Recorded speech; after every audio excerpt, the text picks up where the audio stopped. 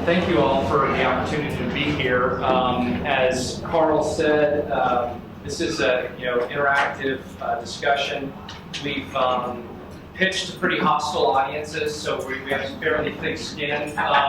So we're really comfortable if you've got you want to challenge us. What I thought I would do is I'll spend the first few minutes talking about the business, what the company's doing and up to and what we're about. And then the second half is a little bit more of a story about our journey from the idea to trying to turn this into a business. And I would tell you that this is still very much an ongoing story. This is not, we're still a seed stage young company, on our journey. But we hope to give you a little bit of a snapshot of what that journey, some of the components of that journey along the way. And so, also, I guess, quick introduction. I didn't say, and I'll talk about our background. My name is Steve Hebert, so I'm one of the co-founders of Nimbix. So, to tell you a little bit about our company, we're a high-performance computing infrastructure company. We have a data center in downtown Dallas. This is the 2323 Bryant Street building, the Univision Tower, which is a great place for us to put our data center because it's one of the carrier hotels in the Dallas area. So we have access to massive pipes for bandwidth, which in the space that we're in high-performance computing with large data sets, that becomes an important ingredient to delivering a service. I'll talk a little bit more about the technology and the hardware that we've deployed as part of our cloud business model, and then jump right into a little bit about Rob and my background. So Nimbix was founded by three individuals, Rob, myself, and a friend of mine, attorney Kevin Severa, who it's great having an attorney in the early founding stage because it saves you a lot of money. And Kevin also has some good operating experience, so it helps really complement the skill sets. But he's not part of our kind of day-to-day operational team, obviously, because we're a small enough company that component is not necessary yet. But my background is just under 20 years in the semiconductor and IT space. After finishing an electrical engineering degree, I went to work for TI, and they turned us into technical salespeople. So I've been on that side of the business for most of my career. And on the IT side, Cisco-centric technologies, network, security, that. Before spending some time at Altera, which if any of you are familiar with Altera, think of Intel and AMD, what they are to processors, Altera and Xilinx are to programmable chips. And that really was where the genesis of the Nimbix idea, which I'll talk about. Rob's background is all in the data center, from a little company in Dallas called AudioNet that became broadcast.com to several startup tours in the Seattle area that were subsequently later acquired by larger companies. So we spent time in very massive data centers at Microsoft, Comcast, having taken infrastructures from small scale, initial servers and footprint data center design all the way up to massive scale. And obviously, if you're going to be an infrastructure company, that's a very important component as well. So to frame the problem that we see and the purpose for existing, as we look at the landscape and how things are changing, we think about several industries that have a common problem. And we use the example of the biologist who's doing cancer research or drug discovery that's sequencing genome data and the massive compute challenge they have when they have to make decisions about that data. When you look at geophysicists and the pressure and the cost associated with drilling deep wells, there's so much risk associated with it. You have to have compelling information to make those business decisions. And the theme between these types of problems is computing, and it's a compute time problem. And to compete, to discover the next drug ahead of the next guy, you have to have big machines to compute fast. And it's now, in our view, sort of the global race. If you look at Europe and Asia and the United States and businesses like automotive, manufacturing, science, it's a race to discovery. And computing becomes one of the engine rooms of that discovery. So as companies turn to how do we scale computing, and they say, gosh, we just can't keep building additional floor space inside our own walls, let's look at the cloud and figure out how we can do this. The Nimbix solution's different from what we've come to associate with cloud, with virtual machines built on top of standard Intel and AMD architectures. We believe that the future depends on the coexistence of co-processing machines that do math really fast and speed up the computations. And you can think of our service offering really as pay-per-use supercomputing on a smaller scale than, say, the big national labs or government, et cetera. Not only is it about the infrastructure, though, but it's about the applications that process the data. And we are building an automated batch processing machine that handles high-throughput workloads. So for us, the value we provide is shortening time to results.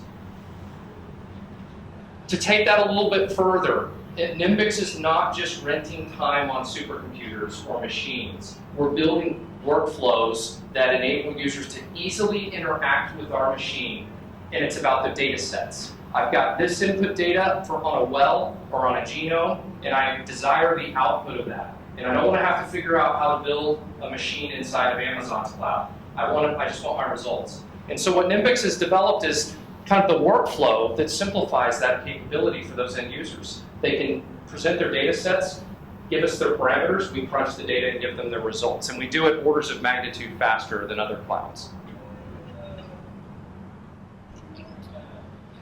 There's two ways that we deliver our service. One is through a web portal that we've created where we have a growing ecosystem of accelerated applications.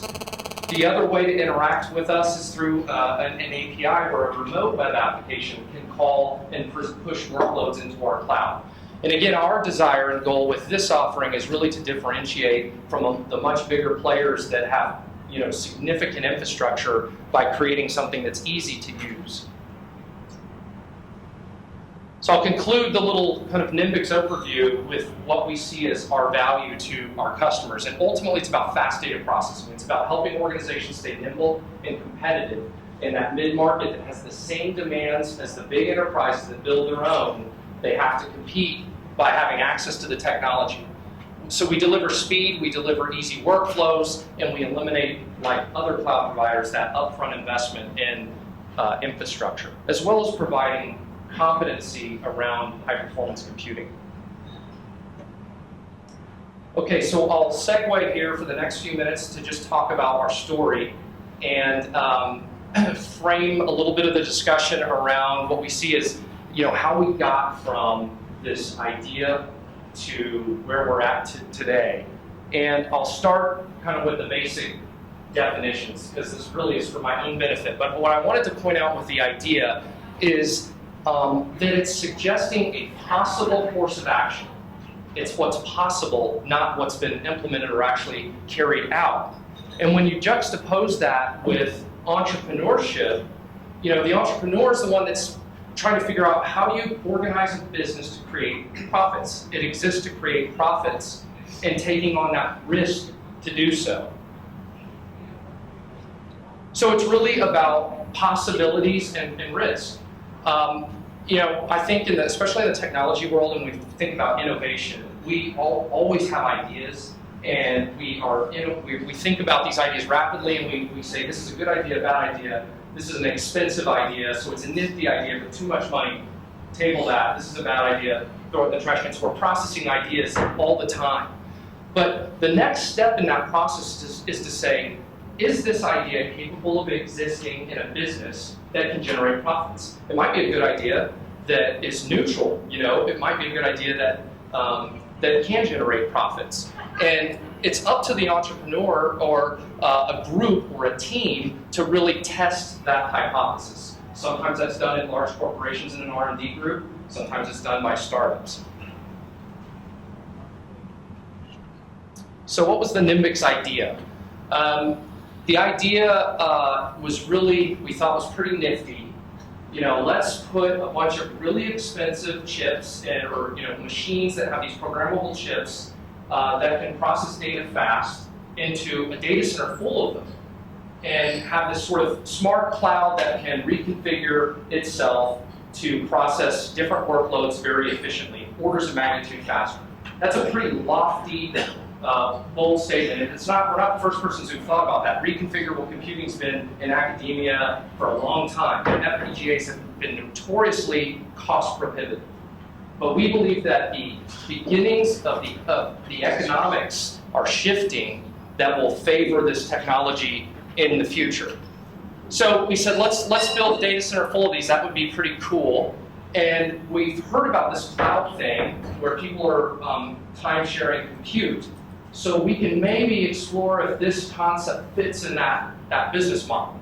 And we wrestled with it, and we said, gosh, we came up with some really crummy names like Compuconomy, and we tried to iterate on this. But fundamentally, and still today, we look at this as a vision for what the future could hold for data-intensive computing. So what we did from there is very much startup 101 stuff that we all hear about that's kind of boring. But we said, okay, let's go write the business plan. Let's figure out how we're going to do this. And what we found is the business plan is the structure for converting the idea into a business that can generate profits, or at least it helps you decide if it's worth the risk. And so we all had our day jobs, and we were working on writing this plan and doing our research, and it forced the discipline to say, are the raw economics supporting this? Is there a financial model to be had here that can generate profits? And it really created the foundation. And as we looked at this, we said, we all had our day jobs, and we sat on our plan for probably 5 months, because we were like, we'll kind of get this rolling in our day jobs and, experiment with it. And it became clear that it was going to go nowhere unless we actually started taking action. And so that really is the next big step, is the investment in the action. And one of the things that obviously I'm sure is apparent to all of you is that this is not a cheap business to start. It's capital intensive, it's big infrastructure, and it's new technology. So there's risk on a number of different areas. So you have to make the decision to leave the paycheck, gamble your savings in retirement, and decide, okay, are we in this thing? And I use the term defy gravity because it expresses kind of the sentiment we felt like you have this idea and you feel kind of strongly about it, but then all of a sudden it feels like you've got concrete just poured around your feet and you kind of anchor in and you can't take that next step out of the fear of failure or the fear of what comes next. And so it's taken tenacity and will in the face of a lot of smart people saying, nah, that'll never work.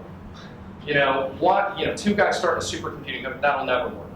And maybe it won't, but we can talk about our progress over the last year in that regard. And then it's simply a game of execution, in breaking down what appear to be insurmountable large milestones into a series of smaller steps that allow you to track towards validating that business model and assessing, are we generating profits? Are we capable of it? And can we find customers that help us bake this story? Because that's ultimately what we're all here to do, is find the market and the customers that help you create that story.